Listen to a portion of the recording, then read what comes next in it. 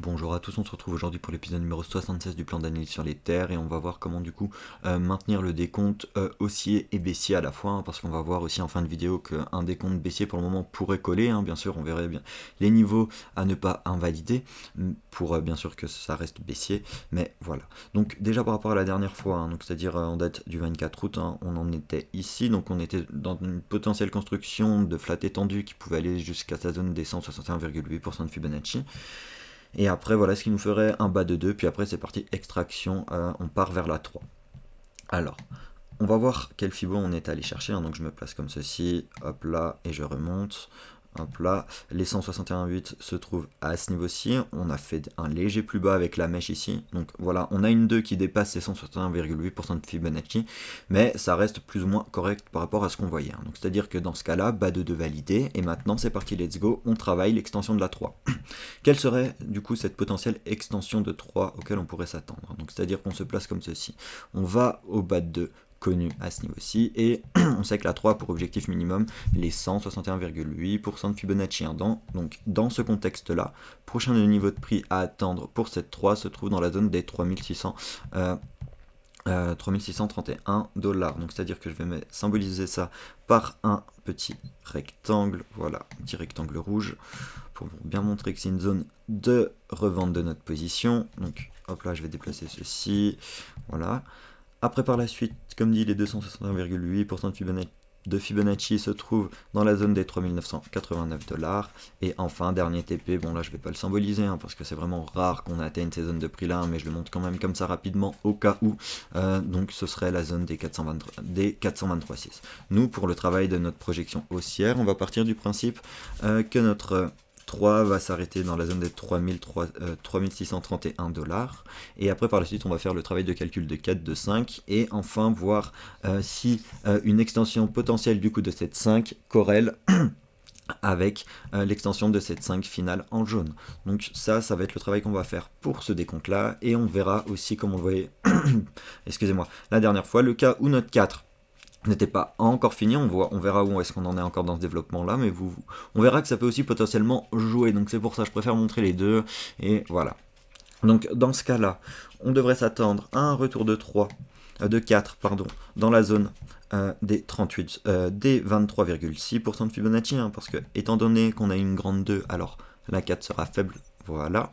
Et après par la suite, extension de la 5, donc elle, on pourra prendre un TP-TQ au 61,8% de Fibonacci, mais elle ira chercher au minimum théorique un objectif des 100%.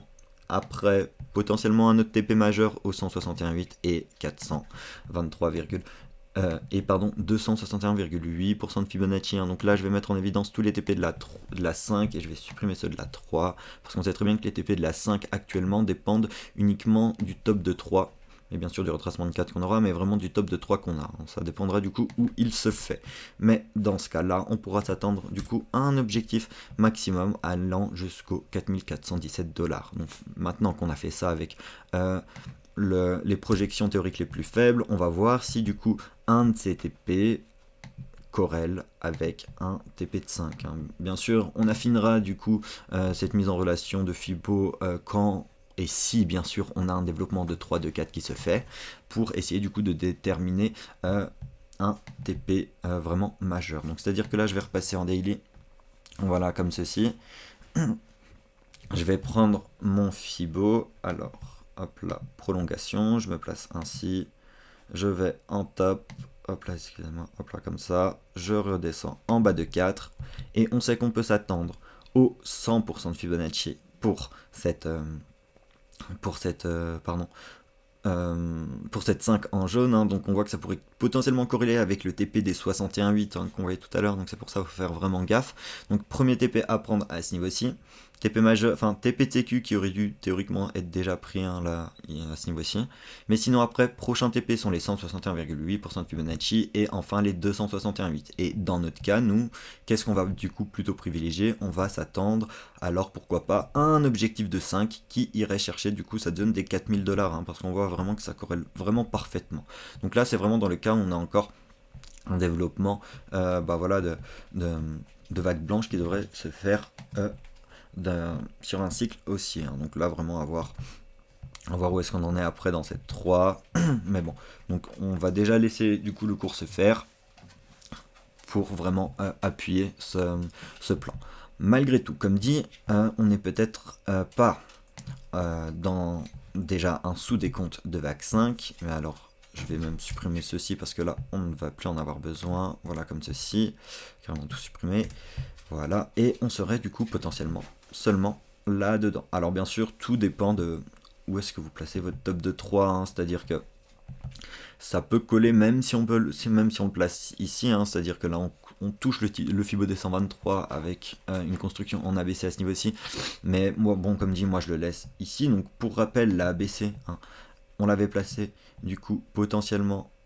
Alors attendez, si j'arrive à me mettre, alors attendez, je vais carrément enlever les mains, ce sera plus simple. Donc en A, on va chercher une B, et puis là, on est allé prendre une C. Donc c'est-à-dire que ceci, alors attendez, où est-ce que c'était? Voilà, c'était par là, hop là, hop là. Donc c'est-à-dire que ceci, le développement de la 4, hein, la A, la B, la C, on voyait un objectif qui pouvait atteindre ces 100% de Fibonacci. Après bien sûr on savait qu'il y avait, on sait très bien qu'il y allait 123 et 161,8. Donc là l'objectif des 100 était aux alentours des 3000, 3030, hein, 3050. Donc c'est-à-dire que quand je prends mon Fibo comme ceci, que je me place, hop là, ainsi que je vais en racine de A, que je remonte vraiment en top de B à ce niveau-ci, on touche parfaitement. Voilà, ici on touche parfaitement les 100%, hein, donc c'est-à-dire là la petite erreur que j'avais fait, c'est qu'on voit que le Fibo est placé ici alors qu'il aurait vraiment dû se faire là en haut de la mèche. Mais quand on le place vraiment, bah comme dit, avec le top de la mèche, on touche ici parfaitement, hein, les 100%. Donc dans ce cas-là, bas de 4 validé. Et après c'est parti, let's go, extension de 5. Et à ce moment-là, vous l'avez compris, l'extension, enfin les fibos de 5 vont être pardon, amenés à la hausse, hein, étant donné que notre bas de 4 se fait légèrement plus haut. Donc dans ce contexte-là, on devrait s'attendre, hop là, à des objectifs comme ceci, hop là, toujours les 100%, comme TP majeur, hein, dans ce cas-là. Donc, bah écoutez, je vais déplacer en fait ces TP là, donc c'est-à-dire que premier TP majeur à attendre dans la zone des, voilà, 3763 $. Après, on a celui des 61,8% de Fibonacci qui se trouve, lui, dans la zone des 4200. Et enfin, nos 261,8, eux, qui vont vraiment être ramenés plus haut et déjà dans la zone des 4900 $. Donc là, voilà. En termes de plan haussier, je pense qu'on aura vu les deux possibilités, du moins que moi j'observe. Après, peut-être que vous avez d'autres plans, il n'y a pas de souci, mais voilà moi l'idée que je peux apporter par rapport à un décompte comme ça en Elliott sur les terres. Donc là, comme dit, on aura vu les plans, les décomptes haussiers auxquels on pourrait s'attendre. Mais malgré tout, on est aussi déjà potentiellement déjà baissier comme on le voyait la dernière fois, hein. C'est-à-dire que je vais essayer de remontrer où est-ce que c'était ça rapidement. Je crois que c'était même en fin de vidéo, hein, voilà comme ceci. Donc c'est-à-dire qu'on avait du coup potentiellement trouvé un top de 5 ici, et après par la suite, évidemment, on s'attendait à un retracement de 2 dans la zone des 50 à 61,8% de Fibonacci. Donc quand je prends ceci, voilà comme ceci, et que du coup vous l'avez compris, je supprime, je vais passer en daily, non je vais même pas passer en daily parce que là il va falloir qu'on commence du coup à décompter.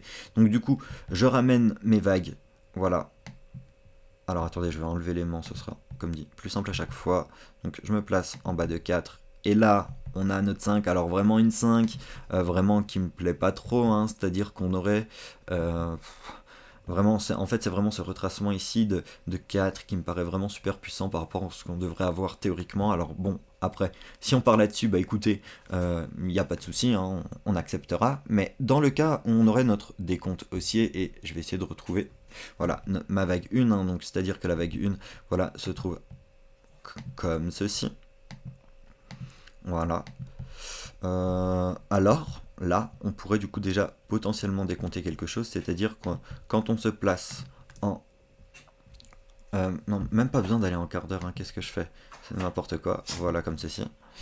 Alors, quand on se place comme ceci, et qu'on prend notre Fibo, on va voir qu'on peut avoir nos 5 vagues. Psycho stop. comme ceci. Donc là, on a un objectif de 3 que je finirai au 200. Après, par la suite, quand on étend comme ceci, on a un objectif de 5 voilà, qui va à peine chercher, enfin qui va chercher ses 161,8% de Fibonacci. Et c'est-à-dire que moi je partirais soit dans une construction en ABC comme ceci qui se termine, oula, excusez-moi, qui se termine ici avec un retracement de B ainsi, et après on part en waxé. Donc dans ce cas-là, qu'est-ce qu'on peut observer? Bah là, on peut voir que le retracement de la baie, hein, c'est-à-dire que là, on a vraiment un flat en running, pardon, en étendu, hein, qui se fait quand on se place ainsi. C'est un flat du coup qui est allé chercher sa zone des 113, même si c'est beaucoup plus rare, mais bon, ça arrive, hein, comme dit, ça arrive de temps en temps. Donc après, quand on regarde le niveau d'extension, hein, donc on va zoomer un petit peu, hop là. Alors attendez, voilà, comme ceci et comme ceci. Donc je me place en bas de A, je remonte comme ceci, et du coup j'étends mon Fibo. On voit qu'on a touché la zone des 123% de Fibonacci. Donc on peut s'attendre encore à une petite hausse, hein, et aller chercher dans ce cas-là la zone des 3337 dollars. Et du coup, ce qui nous ferait un sommet de B, et après on irait chercher une C. Alors bon, ABC ou une de 3, 4, 5, tout dépend. Franchement, ça dépend. Là, j'ai pris l'exemple de la ABC1 parce que du coup, ça nous aurait, vous l'avez compris, ça nous ferait du coup potentiellement une vague, on irait chercher une autre B, puis après enfin une grosse C, parce que si on se place dans ce cas-là, on va regarder ça ensemble tout de suite, hein, on a retracé la zone des 61,8% de Fibonacci, hein, donc c'est-à-dire que quand je... ou des 50, alors attendez, on va voir ça tout de suite, hop là, comme ceci, voilà, on a dépassé un peu même la zone des 61,8, donc objectif entre guillemets atteint. Et après, quand on travaille du coup l'extension pour voir où peut aller notre vaccé, c'est-à-dire que je vais me placer comme ceci avec un deuxième clic en top de A, voilà, et je remonte en top de B. Alors attendez, je vais me placer correctement, voilà, comme ceci. Hop là, on sait qu'on peut atteindre maximum l'objectif des 161,8% de Fibonacci. Donc c'est pour ça que moi je vais plutôt voir ces figures-là comme des sous-figures, hein, c'est-à-dire que vraiment s'attendre, après, donc tout dépendra, hein, mais d'avoir une A, aller chercher une B, puis enfin une dernière C. Donc je vais changer les couleurs pour montrer ça rapidement, hein. Donc voilà, on va mettre ceci en jaune et vraiment voilà m'attendre à quelque chose de comme ceci. Ça, ce serait vraiment pour rester vraiment dans ce cas-là. Alors après, on pourrait potentiellement, comme dit, voir un développement en 1, 2, 3, 4, 5, mais ça, comme j'aurais un peu plus de mal, hein, donc c'est-à-dire partir... je vais enlever les mains à chaque fois, hein, c'est embêtant. C'est-à-dire que partir en 1, en 2, en 3, en 4, en 5, alors après pourquoi pas, ça nous ferait une grosse A, on irait chercher une B, mais bon, après on aurait une 2 qui vraiment s'étendrait, on va dire, sur la durée, mais bon, ça après on verra bien, mais comme dit, voilà, donc je pense que soit on peut théoriquement rester dans un bas de 4 trouvé à ce niveau-ci, ou alors valider ceci comme une 2, comme montré en début de vidéo, qui a été un peu forte, et après c'est parti, let's go, on part pour le calcul de notre vague 3, et dans ce cas là vraiment pour entre guillemets jouer la sécu en termes de Fibo pour voir où on en est, je pense que ça serait bien du coup commencer son décompte par rapport à ici, hein. Donc c'est à dire que partir en 1, voilà, se mettre comme ceci, aller chercher notre 3 ici, et puis si on voit que le cours continue à monter, va chercher notre Fibo de 3, alors après on verra si bien sûr par la suite la 3 sera finie, et si on a un retracement de 4, et en cas contraire, alors on recalculera, on refera notre décompte avec un bas à ce niveau-ci, hein, parce que là il se peut que voilà, on nous fasse une dernière petite 5, on va chercher un retracement de 2, puis après 3, 4, 5.